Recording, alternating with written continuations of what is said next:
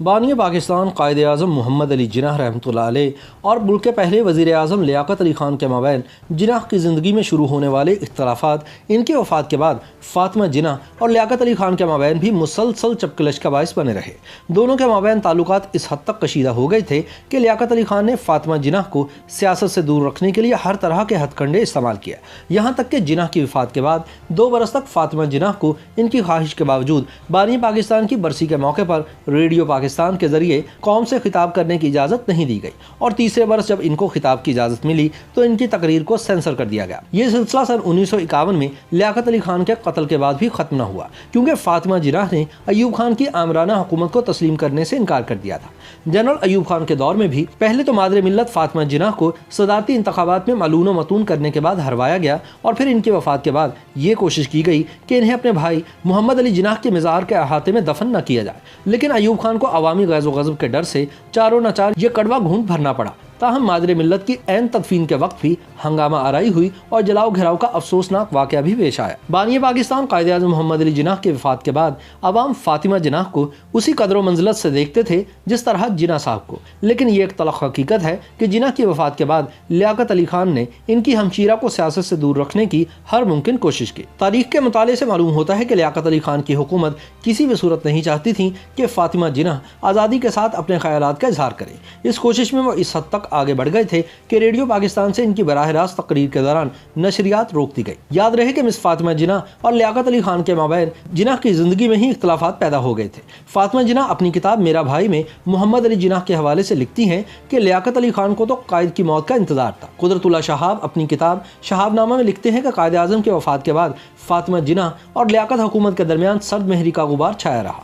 قائد کی 2 برسیاں آئیں اور گزر گئیں، دونوں بار مس جناح نے برسی کے موقع پر قوم سے خطاب کرنے سے انکار کر دیا۔ ان کی شرط یہ تھی کہ براڈ کاسٹ ہونے سے پہلے وہ اپنی تقریر کا متن کسی کو نہیں دکھائیں گے، جبکہ حکومت یہ شرط ماننے پر آمادہ نہ تھی۔ غالباً اسے خوف تھا کہ نہ جانے فاطمہ جناح اپنی تقریر میں حکومت پر کیا تنقید کر جائے۔ آخر خدا کر کے قائد اعظم کی تیسری برسی پر یہ طے پایا کہ محترمہ فاطمہ جناح اپنی تقریر پہلے سے سینسر کروائے بغیر ریڈیو سے براہ راست نشر کر سکتی ہیں، لیکن جب تقریر نشر ہو رہی تھی تو اچانک ٹرانسمیشن بند ہو گئی۔ اس کے کچھ وقت بعد خود بخود ٹرانسمیشن جاری ہو گئی۔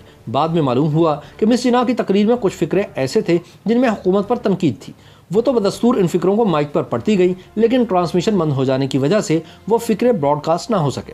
اس بات پر بڑا شور شرابہ ہوا، فاطمہ جناح سخت ناراض ہوئیں، اخباروں میں بہت سے احتجاجی بیانات بھی آئے۔ اگرچہ ریڈیو پاکستان کا موقف یہی تھا کہ ٹرانسمیشن میں رکاوٹ کی وجہ اچانک بجلی کا بند ہونا تھا، لیکن کوئی بھی اس بات پر یقین کرنے کو تیار نہ تھا۔ اس ایک واقعے نے لیاقت علی خان کی حکومت پر عوامی اعتماد کو جتنی ٹھیس پہنچائی، اتنا نقصان مس فاطمہ جناح کے چند تنقیدی جملوں نے نہیں پہنچانا تھا۔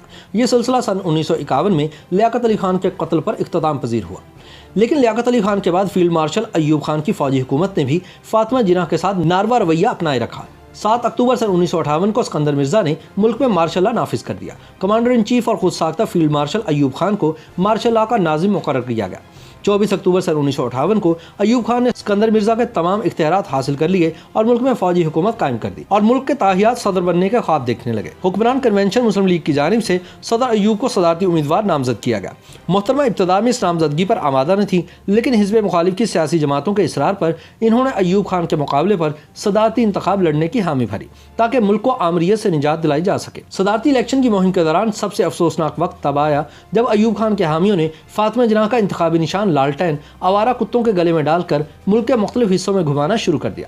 جنوری سن 1965 میں صدارتی انتخاب ہوا۔ حزب مخالف کے سیاستدانوں کو اس بات کا مکمل یقین تھا کہ مس جناح ہی کامیاب ہوں گے، لیکن فوجی جنتا نے جھرلو پھیر دیا اور الیکشن کمیشن نے ایوب خان کو کامیاب قرار دیا۔ ایوب حکومت اور فاطمہ جناح کے درمیان انہی کشیدگیوں کی وجہ سے مادر ملت کے اچانک پراسرار حالات میں انتقال کے بعد ان کو مزار قائد کے احاطے میں دفن کرنے کی بجائے یہ کوشش ہوتی رہی کہ انہیں کراچی کے قدیم میوا شاہ قبرستان میں دفن کیا جائے۔ اس کوشش کی اپوزیشن کی جانب سے مخالفت کی گئی اور کمشنر کراچی کو متنبہ کیا گیا کہ اگر محترمہ فاطمہ جناح کو قائد اعظم کے مزار کے احاطے میں دفن نہ کیا گیا تو بلوا ہو جائے گا۔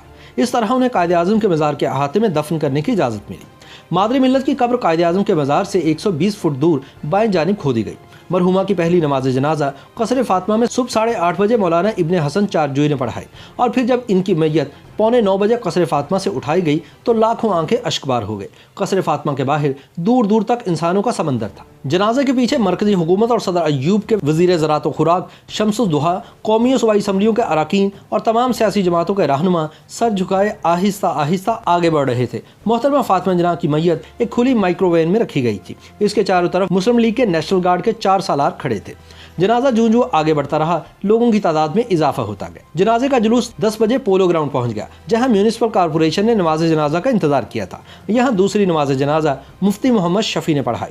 नमाज जनाजा के बाद मैयत को दोबारा गाड़ी में रख दिया गया। उस वक्त दोपहर के 12 बजे थे और लोगों की तादाद 6 लाख से तजावुज कर चुकी थी। अचानक कुछ लोगों ने जनाजे के करीब आने की कोशिश की। पुलिस ने पुरअमन तरीके से इन्हें पीछे धकेलने की कोशिश की तो एक हंगामा बर्पा हो गया और पुलिस को लाठीचार्ज करना पड़ा। आंसू गैस का भी इस्तेमाल हुआ और जवाबी कार्रवाई में पुलिस पर पथराव हुआ।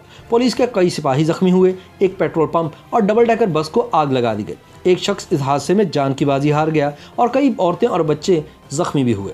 12:35 पर KH खुर्शीद और MAH इस्फहानी ने लरजते हाथों, कपकपाते होंठों और भीगी हुई आंखों के साथ खतून पाकिस्तान के जस्ते खाकी को कब्र में उतारा।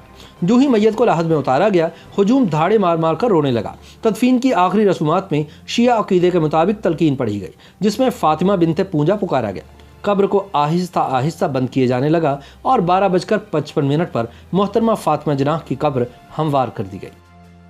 YouTube पर गूगली न्यूज देखने के लिए youtube.com की सर्च बार में गूगली न्यूज TV टाइप करें। गूगली न्यूज के पेज पर सुर्ख रंग के सब्सक्रिप्शन वाले बटन पर क्लिक करना ना भूलिए। YouTube पेज पर अपलोड होने वाली वीडियोस से बाखबर रहने के लिए बेल आइकन पर क्लिक कीजिए। आपको हर नई वीडियो के बारे में नोटिफिकेशन मौसूल हो जाएगा।